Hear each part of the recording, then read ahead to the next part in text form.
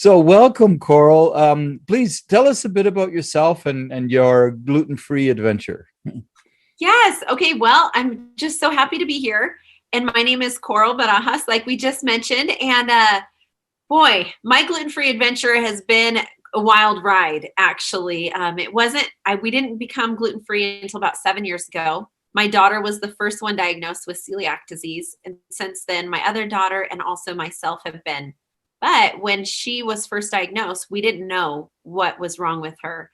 She was very, very sick, malnourished. Her hair was falling out in clumps. She was throwing up. Oh The no. doctors were convinced she had cancer or leukemia or kidney failure. I mean, we were testing for everything.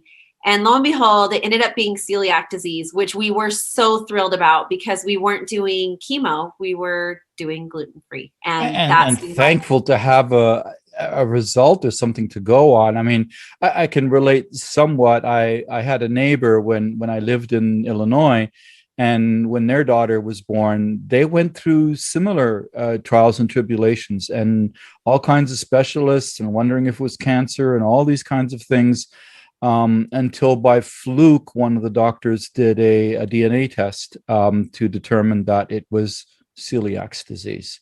yeah. And so on one hand, very relieving to know and to not have to go to chemo. And then a whole new world has now emerged for you. I mean, people think it's hard living through the pandemic. I mean, this is a whole other life you have to live now.